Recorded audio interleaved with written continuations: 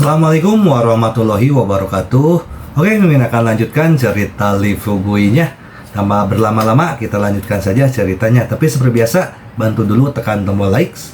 Terima kasih Tuan dan Nona. Gas. Bab 837-840. Pikiran Ye Sigong berdengung. Sejujurnya, melihat anak laki-laki di depannya sekarang, dia sepertinya melihat dewa yang membunuh dengan tegas. Oh sial, bukankah Black Spirit Mother Liquid adalah benda langka? Apa yang terjadi di bawah sana? Namun, meski terkejut, Ye Sigong tetap menyimpannya dengan senyuman di wajahnya. Ye Sigong merasa nyaman setelah menerima harta karun lagi. Anak laki-laki di depannya tampak seperti makhluk yang sangat kuat. Bahkan jika dia meragukan identitas anak laki-laki itu sekarang, apa gunanya? Tembakannya terbuat dari Black Spirit Mother Liquid tanpa berkedip. Dari sudut pandang ini, bisa dibayangkan betapa kuatnya keberadaan di belakangnya. Kini, apalagi berencana menghidupi Ye Kang sebagai pewaris kepala keluarga, bukan tidak mungkin keluarga Ye bisa hancur. Di sisi lain, jika mereka mengikuti keinginan anak laki-laki ini dan menjadikan Ye Kang sebagai kepala keluarga Ye, maka di masa depan, keluarga Ye tidak perlu menyerahkan anak-anak mereka untuk menyenangkan orang lain. Selama Ye Kang memiliki hubungan yang baik dengan anak ini, maka keturunan keluarga Ye akan memiliki kejayaan dan kekayaan yang tiada habisnya. Lee Fugui meninggalkan keluarga Ye Sigong dan Ye Kang. Mobil baru saja keluar dari gerbang. Ye Kang terkekeh dan berkata kepada Lee Fugui, "Saudaraku, kamu agak tidak etis. Kamu memiliki harta yang begitu bagus. Mengapa kamu tidak memberi kami beberapa?" Lee Fugui memandang Ye Kang sambil tersenyum. "Apa, sekarang? Aku akan memberimu dan ayahmu cairan induk Black Spirit dan membiarkanmu mengambilnya, yang akan sangat meningkatkan kekuatanmu dan menimbulkan kecurigaan orang tua itu. Kemudian kami akan memulai penyelidikan dan mengetahui bahwa kamu dan putramu diam-diam menyembunyikan Black Spirit Ibu Liquid. Lalu gunakan ini sebagai alasan untuk mengeluarkanmu lagi. Pacaran." Wajah Ye Kang berubah menjadi hijau. "Teman baik, aku baru saja berencana menyalahkan Lee Fugui." Tapi saat Lee Fugui mengucapkan kata-kata ini, bulu kuduk Ye Kang berdiri. "Ya, jika ini masalahnya, diusir dari rumah akan menjadi pelanggaran ringan, tapi jika tidak, nyawamu akan hilang." Sambil berpikir seperti ini dalam pikiranku, Ye Kang melambaikan tangannya dengan cepat. "Saya tidak menginginkannya lagi," saya hanya berkata dengan santai. "Hei, saudara, jangan terlalu khawatir." Lee Fugui tampak tersenyum penuh arti dan berkata, "Jangan khawatir, saya akan memberikannya kepada Anda ketika waktunya tiba. Saya secara alami akan memberikannya kepada Anda. Bagaimanapun, Anda akan mendominasi keluarga Ye di masa depan. Saya tidak dapat melihat Anda lebih rendah dari beberapa bawahan Anda sendiri, bukan?" Ye Kang mengangguk seperti orang bodoh, dan berkata dengan cepat, "Baiklah, saudaraku, aku mendengarkanmu. Oh, satu hal lagi, aku mungkin tidak bisa tinggal di sekolah selama beberapa hari, dan aku mungkin akan berkonsentrasi pada bisnis dia beberapa hari. Di sekolah, apa yang perlu saya bantu atur?" Lee Fugui menjadi tertarik. Apa yang harus diatur? "Saat ini, saya hanya punya dua teman di sekolah. Satu adalah Wan Ying dan yang lainnya adalah Sun Yan. Sun Yan bekerja di kantor urusan akademik, dan Wan Ying sekarang menjadi konselor sekolah di usia muda." Pikirkan ini, Lee Fugui berkata kepada Ye Kang, "Baiklah, jika Anda benar-benar ingin membantu, nanti, luangkan waktu untuk mendukung Sun Yan dan Wan Ying selangkah demi selangkah untuk menjadi presiden dan wakil presiden Universitas Jiangnan." Ye Kang tidak sopan. "Ini semacam itu, keluarga Ye bisa memikirkan caranya, tapi itu bukan tidak mungkin." "Oke, saya setuju. Saya berjanji ketika Anda lulus, Sun Yan pertama-tama akan menjadi direktur kantor urusan akademik, dan kemudian Wan Ying akan menjadi dekan sekolah psikologi. Setelah 10 tahun, saya akan membiarkan mereka melayani sebagai kepala sekolah dan wakil kepala sekolah. Li Fugui mengucapkan terima kasih dengan santai. Setelah beberapa saat, kedua orang itu kembali ke sekolah. Namun mereka tidak ingin hal itu terjadi secara kebetulan. Mereka berencana berangkat ke asrama untuk menitipkan beberapa kebutuhan sehari-hari yang mereka beli saat turun. Tak disangka, sebelum sampai di depan pintu asrama, tiba-tiba ponsel Li Fugui berdering. Penuh rasa ingin tahu, Sun Yan buru-buru berkata kepada Li Fugui begitu dia menjawab telepon. "Fugui, kamu di mana? Bisakah kamu datang ke asrama guruan?" Mendengar nada cemas Sun Yan ketika berbicara, Li Fugui bertanya dengan rasa ingin tahu, "Ada apa? Apa yang terjadi?" Sun Yan tersedak dan berkata, "Lagi pula, aku tidak tahu bagaimana cara memberitahumu. Sesuatu yang besar telah terjadi. Kemarilah dulu. Oleh ngomong-ngomong, bagaimana hubunganmu dengan Ye Kang sekarang?" Li Fugui tersenyum santai dan berkata, "Bukankah aku sudah memberitahumu sebelumnya? Kita berdua adalah saudara yang baik sekarang." Sun Yan menyelidiki ditanyakan, "Kalau begitu bisakah kamu membawanya di sini? Kita mungkin punya sesuatu untuk dimintai bantuannya." Li Fugui menjadi semakin penasaran. Dia tahu bahwa orang yang paling tidak disukai Sun Yan dan Wan Ying sebelumnya adalah Ye Kang. Sekarang, tidak tahu apa yang terjadi. Mereka sebenarnya berencana meminta Ye Kang membantu mereka menangani sesuatu. Dengan penuh rasa ingin tahu, Li Fugui langsung meminta Ye Kang untuk memutar mobilnya dan bergegas menuju gedung asrama guru. Setelah beberapa saat, keduanya sampai di pintu asrama Wan Ying. Karena jam pelajaran pagi, hampir semua guru sudah berangkat kerja, dan tidak ada seorang pun di koridor. Li Fugui hendak mengetuk pintu, tapi Sun Yan membuka pintu dan dengan cepat berkata kepada Li Fugui, "Cepat masuk." Setelah Li Fugui masuk, dia melihat sekeliling ruangan. Wan Ying sedang duduk di sofa dan menangis, dengan koper di kakinya. Kopernya juga banyak memuat kebutuhan sehari-hari. Adegan ini membuat Li Fugui menyadari bahwa Wan Ying mungkin akan mengundurkan diri. Tapi coba pikirkan, bagaimana ini mungkin? Wan Ying pernah menyebutkan sebelumnya bahwa bisnis yang dilakukan keluarganya adalah industri ekspor tenaga kerja. Kakak laki-laki tertua dan perkembangannya di sekolah setidaknya dapat memperkenalkan banyak bakat profesional kepada keluarganya setiap tahun untuk meningkatkan pendapatan keluarganya. Oleh karena itu, Wan Ying menjadi orang terakhir yang harus mengundurkan diri dari sekolah tersebut. Ye Kang menutup pintu dengan mulus, terkekeh dan datang ke sisi Wan Ying, dan bertanya dengan rasa ingin tahu, "Guru Wan, ada apa denganmu? Mengapa kamu berencana untuk pergi begitu tiba-tiba?" Wan Ying menyeka air matanya, dengan ekspresi keluhan di wajahnya. Sun Yan menghela nafas dan berkata dengan hati-hati dari samping, "Bukan itu yang terjadi saat Fugui merawat Guru Wan hari itu. Sekarang sudah menyebar sepenuhnya di sekolah. Saat Guru Wan dan saya melakukan senam pagi-pagi ini, saya tidak menyangka bahwa beberapa siswa dari sekolah berkumpul dan mulai berbicara. Kata-kata kotor, apa yang harus dikatakan? Tidak peduli betapa tidak enaknya mendengarnya. Guru Wan dan aku bahkan belum punya pacar. Katakan padaku, bagaimana Yingzi bisa terus berada di sini setelah dianiaya seperti ini? Apakah kamu akan tetap bersekolah?" Sun Yan dan Wan Ying selalu memiliki hubungan yang baik. Sejujurnya, jika Wan Ying tidak membantunya selama ini, dia juga tahu bahwa akan sulit untuk mendapatkan pijakan di Universitas Jiangnan dengan koneksi keluarganya. Begitu Wan Ying mengundurkan diri dan pergi, dia tidak akan lama lagi meninggalkan Universitas Jiangnan. Li Fugui sedikit mengernyit, dia tidak menyangka hal-hal akan berkembang seperti ini. Ye Kang tersenyum di sebelahnya dan berkata, "Menurutku apa yang sedang terjadi? Nah, kamu memberitahuku bahwa orang yang mengatakan ini adalah siswa di kelas itu, dan aku akan mencari mereka," kata Ye Kang, dan berencana keluar untuk menangani hal-hal sembrono ini.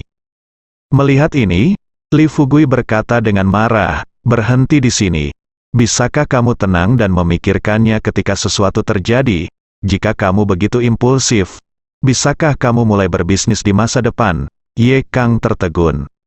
Wan Ying dan Sun Yan, yang menangis di samping mereka, bahkan lebih terkejut lagi.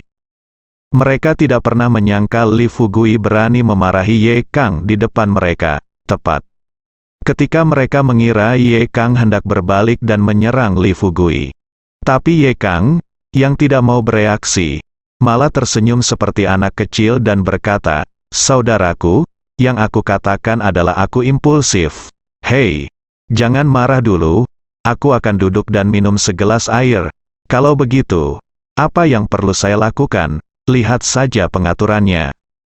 Sun Yan dan Wan Ying benar-benar bingung. Li Fugui memberitahu mereka sebelumnya bahwa tidak butuh waktu lama bagi Ye Kang untuk menjadi saudaranya. Mereka semua merasa Li Fugui sedang membual. Bagaimanapun, Ye Kangna adalah tuan muda dari keluarga Ye. Bagaimana dia bisa menjadi saudara laki-laki Li Fugui? Tapi sekarang, sepertinya Li Fugui berada di perairan yang dalam. Setelah Ye Kang duduk di satu sisi, Li Fugui melangkah maju dan duduk di samping Wan Ying.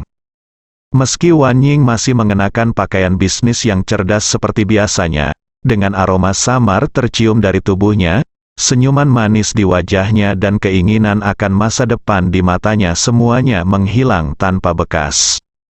Untuk membuat Wan Ying merasa lebih baik, Li Fugui mengulurkan tangan dan meraih jari ramping Wan Ying di depan Sun Yan dan Ye Kang, lalu menatap mata Wan Ying yang berkaca-kaca dan berkata-kata demi kata, "Guru, jangan khawatir, saya rasa saya bisa membantumu menyelesaikan masalah ini." Baru kemudian Wan Ying berbicara, melepaskan jarinya dari tangan Li Fugui, menyeka air matanya dan berkata, "Fugui, kamu tidak tahu, ini pasti seseorang dengan sengaja membuat masalah di belakang adegan tersebut, khususnya untuk merusak reputasi saya. Wow, sekarang komentar seperti ini telah menyebar. Bagaimana cara mengatasinya? Apakah Anda ingin kepala sekolah maju dan mengeluarkan pemberitahuan untuk mengklarifikasi masalah ini?" Li Fugui mengulurkan tangannya dan dengan lembut menghapus air mata dari sudut mata Wan Ying.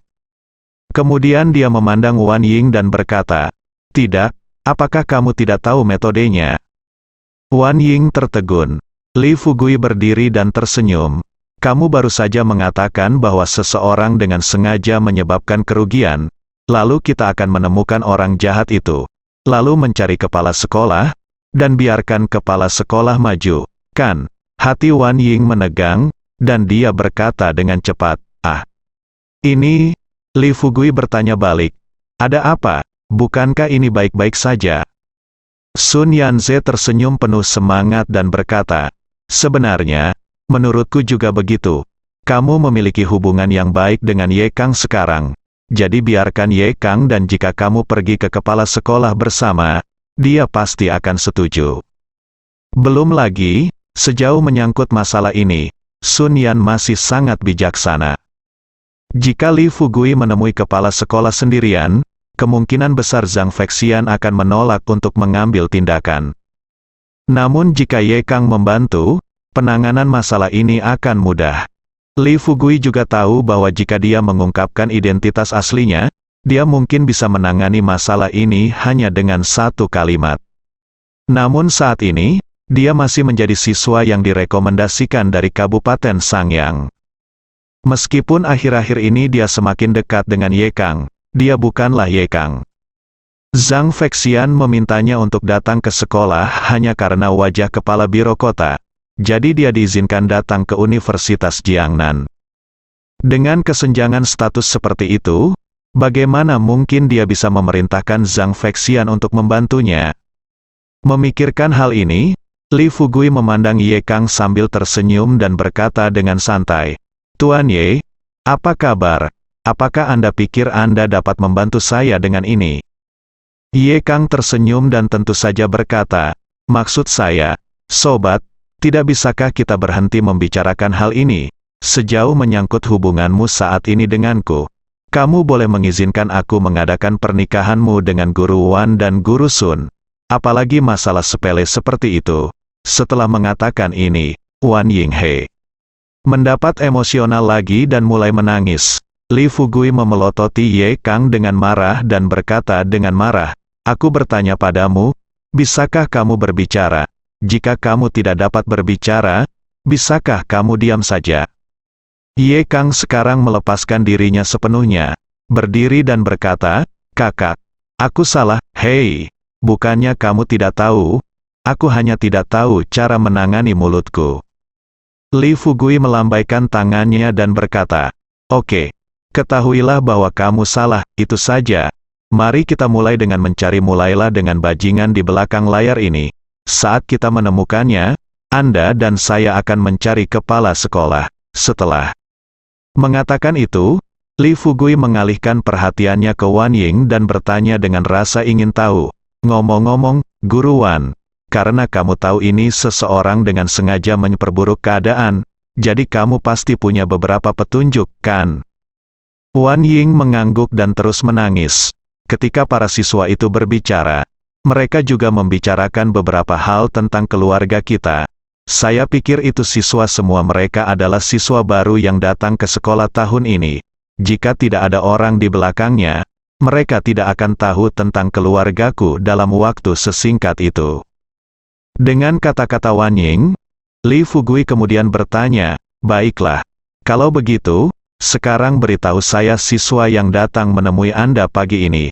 Pada saat ini, Sun Yan berkata, "Dua di antaranya adalah mahasiswa baru dari Departemen Pendidikan Jasmani, dan salah satu dari mereka memiliki wajah. Saya ingat orang yang memiliki tahi lalat dengan sangat jelas, namanya Zhang Fei." Li Fugui mengetahui hal ini, dan menghibur Wan Ying, "Guru, tolong berhenti menangis sekarang. Setelah saya selesai menyelesaikan masalahnya, Anda bisa menunggu saja. Dengarkan kabar baikku." Setelah mengatakan ini, Li Fugui dan Ye Kang pergi bersama. Departemen Pendidikan Jasmani Universitas Jiangnan terletak di sisi timur Universitas Jiangnan. Bedanya dengan SMA, di SMA pada dasarnya ada satu bos di setiap kelas. Namun di perguruan tinggi, karena mahasiswanya banyak sekali dan tiap jurusan mengajar secara terpisah, maka tiap jurusan mempunyai atasannya masing-masing. Bos Departemen Psikologi tidak diragukan lagi adalah Ye Kang. Dan dari Departemen Pendidikan Jasmani, kebetulan Zhang Fei yang sangat mengesankan Sun Yan. Alasan mengapa saya sangat terkesan bukan karena betapa tampannya anak laki-laki ini, tetapi karena dia dilahirkan dengan tubuh yang kuat. Di usianya yang baru 18 tahun, dia memiliki janggut di seluruh wajahnya. Tingginya 1,9 meter dan tampak seperti beruang hitam dengan tubuh dan penampilan seperti ini. Orang awam pasti gemetar saat melihatnya. Segera, setelah bertanya, Li Fugui dan Ye Kang segera menemukan Zhang Fei yang sedang berlatih tinju di ring tinju. Beberapa pelatih berdiri di satu sisi. Ketika mereka melihat Ye Kang datang, mereka semua melangkah maju untuk mengobrol dengan Ye Kang. Ye Kang bersenandung setuju dan bertanya pada Li Fugui dengan santai, "Saudaraku, lebih baik kamu mengambil tindakan terhadap orang seperti ini. Saya hanya bisa melihat kegembiraannya." Li Fugui juga tidak ambigu. Bagaimanapun, itu sangat penting bagi Ye Kang maju menghadapi hal semacam ini. Rasanya seperti membunuh ayam dengan pisau. Dia melambaikan tangannya dan menyuruh Ye Kang dan para pelatih untuk pergi ke samping. Kemudian dia melompat ke atas ring, melambai kepada siswa yang sedang berlatih dengan Zhang Fei dan berkata, "Kamu turun dulu, dan saya akan bermain dengan ini." Adik laki-laki, Zhang Fei adalah pria yang cerdas. Orang-orang, hanya dengan satu pandangan, dapat mengetahui bahwa ada sesuatu yang salah. Namun anak ini merupakan tipikal anak sapi yang baru lahir dan tidak takut dengan harimau. Mengingat dia adalah juara tinju remaja nasional selama 2 tahun berturut-turut, dia berkata kepada Li Fugui dengan sedikit jijik di matanya, "Nak, apakah kamu mencari masalah? Apakah kamu ingin mati?" Li Fugui juga tertarik dengan tinju. Dia pernah berada di desa sebelumnya. "Ketika saya masih muda, Hal favorit saya untuk ditonton selain gadis-gadis di desa yang sedang mandi adalah gaya seni bela diri. Bahkan untuk sementara, Lee Fugui diam-diam berpikir alangkah baiknya jika dia bisa masuk ke ring tinju dan memamerkan kekuatannya. Sekarang menghadapi pertanyaan Zhang Fei, Lee Fugui melambai kepada rekan tandingnya yang baru saja mengundurkan diri dan berkata sambil tersenyum, "Beri saya sepasang sarung tangan." Pria itu memandang Zhang Fei. Zhang Fei mengangkat tinjunya yang seukuran karung pasir dan terus membenturkannya, menyeringai dan berkata, "Oke, berikan padanya, saya ingin melihat dari mana datangnya bajingan kecil ini hari ini." Setelah naik ke panggung, Lee Fugui mengenakan sarung tinju, membuang seluruh kekuatan spiritual di tubuhnya, dan hanya menggunakan kekuatan fisiknya. Ia memutuskan untuk bersenang-senang dengan anak ini. Di antara penonton, 20 atau 30 siswa segera berkumpul. Melihat hal tersebut, para pelatih yang baru saja mengobrol dengan Ye Kang dengan cepat berkata kepada Lee Fugui di atas panggung, "Nak, berhentilah main-main, kalian berdua jelas tidak berada di kelas berat yang sama." Mendengar ini, Ye Kang segera menarik pria itu di sebelahnya. Pelatih yang berbicara berkata, jangan menonton bajingan ketika ada kegembiraan. Biarkan mereka bermain. Adikku adalah yang paling kuat di sekolah psikologi kita. Hehe, yang terbaru dari Kabupaten Sangyang, siswa yang direkomendasikan." Saat dia mengatakan itu, Ye Kang tidak lupa memberikan tatapan aneh kepada pelatih di depannya. Setelah pelatih mendengar ini, dia berpikir bahwa Lee Fugui di atas panggung benar-benar anak yang bodoh. Tidak baik mengikuti siapapun, kecuali anak dari keluarga kaya seperti Ye Kang. Seorang siswa miskin yang mengikuti orang seperti itu cepat atau lambat akan dibunuh. Sambil menghela nafas dalam hati, pelatih masih berkata kepada Ye Kang dengan senyuman di wajahnya, "Haha, selama Tuan Muda Ye senang, kamu bisa bermain apapun yang kamu mau." Setelah mengatakan itu, pelatih tidak lupa tersenyum dan berkata kepada Zhang Fei di atas panggung, "Zhang Fei, bertarunglah dengan baik, yang terbaik adalah mengeluarkan momentum Changban Po Anda." Ketika kata-kata ini jatuh, semua orang tertawa. Bahkan Zhang Fei di atas panggung tidak bisa menahan tawa dan berkata, "Jangan khawatir, guru, saya pasti akan lebih baik hari ini daripada di Changban Po." Anak ini benar-benar mengira namanya adalah Zhang Fei dan dia adalah Zhang Fei.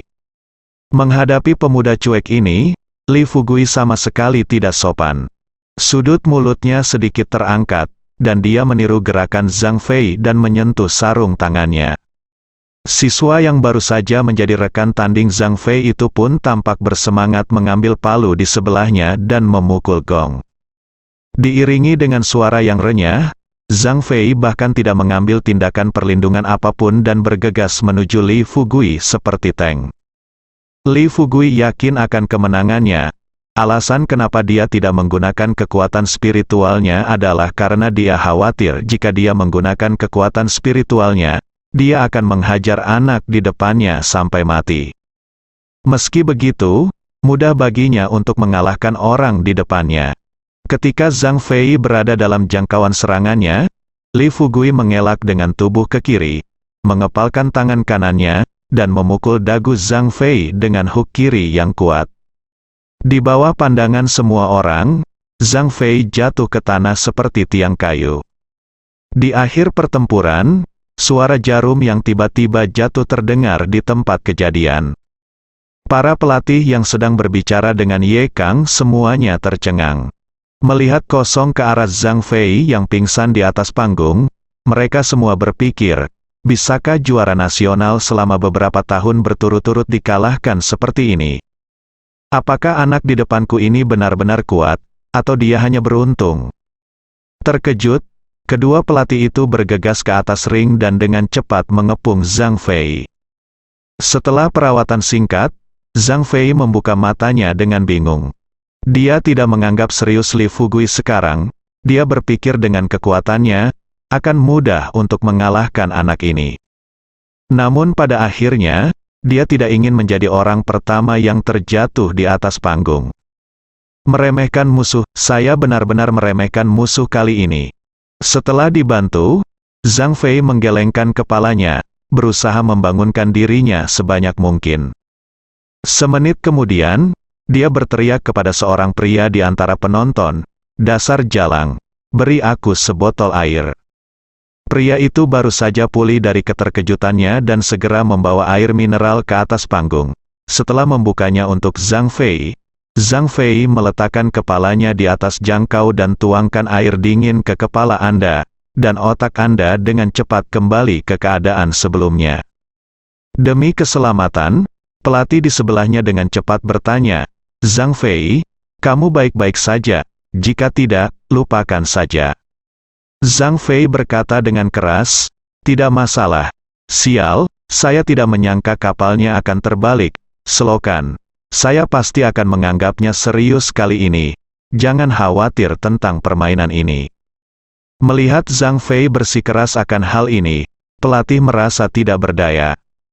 Mereka berencana untuk terus membujuk, tetapi Ye Kang tersenyum kepada hadirin dan berkata, "Guru, karena dia masih ingin meminta nasihat, biarkan dia melanjutkan. Kalian cepat turun dan jangan tunda persaingan di antara mereka berdua." Di lokasi, Ye Kang adalah satu-satunya yang paling mengetahui kekuatan Li Fugui. Coba pikirkan, tidak ada satupun master di masa awal Ming Jin di keluarga Ye mereka yang menjadi lawan Li Fugui. Bagaimana seorang praktisi tinju bisa mengalahkan Li Fugui? Game ini jelas merupakan penampilan Li Fugui. Li Fugui menggoda Zhang Fei lagi hanya untuk bersenang-senang. Kali ini, Zhang Fei memegangi kepalanya dengan kedua tangan, menekuk pinggangnya, dan terus melompat ke arah Li Fugui. Ketika dia mendatangi Li Fugui lagi, setelah pengujian yang lama, dia hanya meninju. Tetapi sebelum tinju itu mendarat di wajah Li Fugui menghindar lagi seperti kilat. Sambil menghindar ke kanan, sebuah hook kanan mendarat di sisi lain dagu Zhang Fei.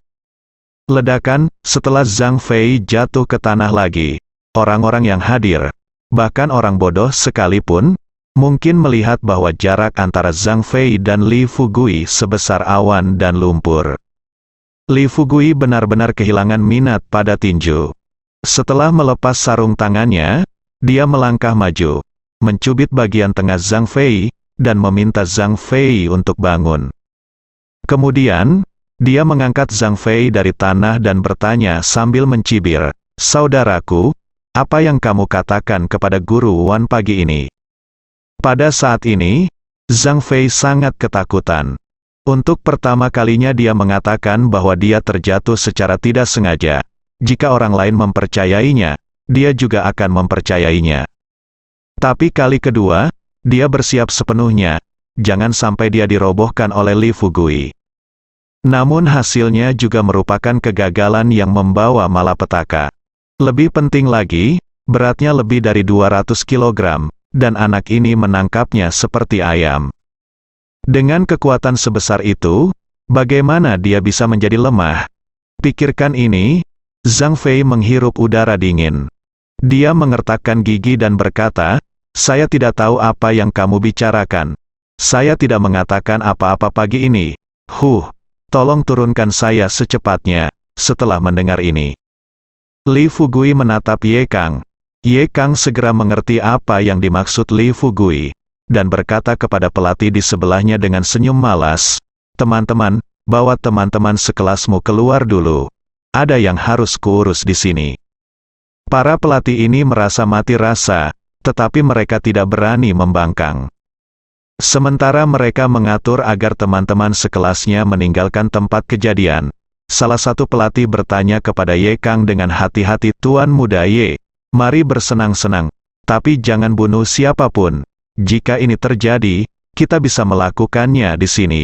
Saya bisa, jangan lanjutkan lagi." Ye Kang tersenyum santai dan berkata, "Jangan khawatir, kami hanya bersenang-senang. Hei, cepat dan jangan ganggu suasana hatiku yang baik, butuh waktu." Kurang dari 30 detik, di tempat latihan besar, hanya tersisa 3 orang, Ye Kang, Li Fugui dan Zhang Fei. Baru pada saat itulah Zhang Fei menyadari keseriusan masalah ini. Awalnya, dia mengira Ye Kang dan Leng Tuking ada di sini hanya untuk ikut bersenang-senang. Saat ini, tampaknya kedua bajingan ini ada di sini untuk menimbulkan masalah baginya.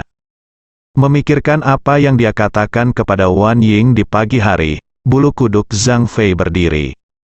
Jika dia tahu bahwa Li Fugui dan Ye Kang memiliki hubungan yang baik, mengapa dia repot-repot memprovokasi kedua dewa besar ini?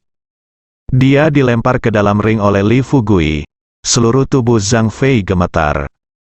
Ada sedikit ketakutan di matanya, dan dia melirik ke arah Ye Kang, yang tertawa seperti penguasa neraka. Setelah berpikir sejenak, sebelum kedua orang itu dapat berbicara lagi, dia hanya bisa menarik Gao Penjun keluar dan mengancam mereka dengan gemetar.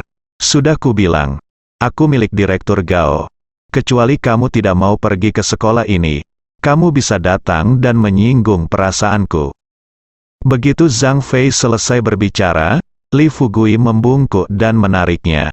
Tanpa berpikir panjang, dia menamparkan dua mulut besar di wajah Zhang Fei, dan kemudian berkata sambil mencibir, "Sialan, aku pikir kamu adalah karakter yang tangguh, tapi aku tidak menyangka kamu menjadi pengecut. Bao, menurutmu apakah akan berhasil menarik Gao Penjun keluar sekarang? Katakan padaku, mengapa Gao Penjun datang kepadamu untuk memfitnah Guru Wan Ying? Jika kamu tidak menceritakan keseluruhan cerita hari ini, aku akan melucutimu dari lapisan ini kulit." Begitu Li Fugui selesai berbicara, Ye Kang berkata sambil tersenyum, "Nak, kamu terlalu berani. Fugui adalah saudaraku. Katakan padaku siapa yang kamu provokasi. Tapi kamu memprovokasi dia. Kalau begitu, kamu jelas-jelas di sini untuk menggangguku juga. Apakah Anda anggota Direktur Gao? Direktur Gao yang mana? Gao Pengjun? Untuk orang seperti dia, saya terlalu lembut untuk memukulinya sampai mati terakhir kali. Apakah dia masih berani merekrut saudara? Biarkan sendirian Ye Kang sekarang, sebelum Ye Kang juga tidak akan menganggap serius Gao Pengjun. Seperti kata pepatah, unta kurus lebih besar dari kuda. Meski status Ye Kang di keluarga Ye tidak tinggi, dia tetaplah keturunan keluarga Ye. Sehelai rambut di tubuhnya jauh lebih berharga daripada orang seperti Gao Pengjun. Adapun Gao Pengjun, dia tidak menyangka hal-hal akan berkembang ke arah ini. Awalnya, dia berencana menggunakan opini publik agar sekolah menangani Li Fugui dan Wan Ying. Akibatnya, dia menemukan begitu banyak orang satu demi satu, dan pada akhirnya, apa yang dia katakan tidak membuahkan hasil. Melihat gelombang opini publik ini hendak dilupakan di kalangan pelajar, Gao Pengjun, demi memanfaatkan kesempatan tersebut, mengenang juara tinju nasional yang memukau banyak guru selama masa pendaftaran mahasiswa baru. Itu saja, Gao Pengjun menemukan Zhang Fei, dan implikasinya adalah dia ingin Zhang Fei memperluas pengaruh opini publik. Hanya saja pendekatan Zhang Fei sangat berbeda dengan ide Gao Pengjun. Anak ini, meski menurut Gao Pengjun sudah menyebar hingga mempengaruhi opini publik di kalangan mahasiswa, namun yang lebih fatal adalah Zhang Fei menganggap dirinya terlalu serius dan menganggap Gao Pengjun sebagai pemimpinnya. Setelah Gao Pengjun mendatanginya dan mempercayakan tugas penting kepadanya, Zhang Fei ingin memberitahu semua siswa di sekolah bahwa dia sekarang adalah anak buah Gao Pengjun. Untuk meningkatkan pengaruhnya di sekolah sesegera mungkin, Zhang Fei, tanpa instruksi Gao Pengjun, sebenarnya mengumpulkan beberapa siswa baru di kelas yang sama dan memblokir Wan Ying yang sedang melakukan senam pagi. Stisnya di sekolah akhirnya menarik perhatian keduanya. Pembunuh. Berpikir dalam kebingungan di benaknya, melihat Ye Kang sama sekali tidak peduli dengan Gao Pengjun, Zhang Fei menaruh semua harapannya pada Gao Pengjun untuk mencegah dirinya dihapuskan.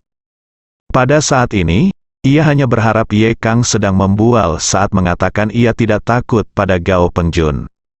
Menahan rasa sakitnya, Zhang Fei duduk, mengeluarkan ponselnya dan dengan cepat menghubungi nomor Gao Pengjun. Gao Penjun kini juga mendengar tentang siswa sekolah yang menghina gurunya. Mendengar hal tersebut, hatinya langsung naik ke tenggorokan. Tepat ketika dia hendak melarikan diri, tanpa diduga, telepon berdering. Melihat nomor telepon Zhang Fei, butiran keringat langsung muncul di dahi Gao Pengjun. Dia menarik napas, menekan amarah di hatinya semaksimal mungkin, memegang ponselnya, dan pergi ke kamar mandi. Saat pintu ditutup, Gao Penjun mengangkat telepon, tetapi begitu dia masuk, dia berteriak kepada Zhang Fei di ujung telepon yang lain. Apakah kamu menjadi gila? Apakah kamu sakit jiwa? Kamu punya pertanyaan sederhana, pikiran dan anggota tubuh yang kuat. Apakah Anda ingin membunuh saya? Saya meminta Anda untuk memfitnah reputasi Guru Wan dan Li Fugui. Siapa yang menyuruh Anda pergi ke Guru Wan? Tahukah Anda jika Anda pergi ke Guru Wan, mereka pasti akan melakukannya, mencarimu. Begitu Gao Penjun selesai berbicara, Ye Kang, yang berdiri di samping, tersenyum dan mengambil telepon dari tangan Zhang Fei. Setelah mendapatkan telepon, Ye Kang tersenyum setengah hati dan berkata kepada Gao Penjun, Direktur Gao, Anda boleh lari, tapi selama Anda tidak pergi ke luar negeri, saya pasti bisa menemukan Anda di rumah. Gao Penjun hampir tersedak. Dia tahu semuanya sudah berakhir. Kali ini saya menganggap diri saya bunuh diri. Setelah ambruk ke tanah, Gao Penjun memohon dengan sedih. Saudaraku, dua kakak laki-laki tertua, tolong ampuni aku tahu aku salah. Ye Kang tiba-tiba meninggikan nada suaranya, dia memarahi dengan keras, karena kamu tahu kamu salah, kenapa kamu tidak datang dan meminta maaf padaku? Gao Penjun gemetar, dia buru-buru berkata, Oke, saya akan datang, saya akan segera datang. Di mana kamu dan saudara Li sekarang? Ye Kang selesai berbicara tentang lokasinya. Setelah melemparkan telepon ke Zhang Fei, dia memandang Zhang Fei dan tersenyum dengan santai. Nak, menurutmu mengapa kamu melakukan ini? Ketika kamu pergi ke sekolah sebelumnya, tidak ada yang mengajarimu hal itu sebagai seorang siswa. Kamu haruskah menghormati gurumu? Kali ini, Li Fugui lah yang sedikit terdiam.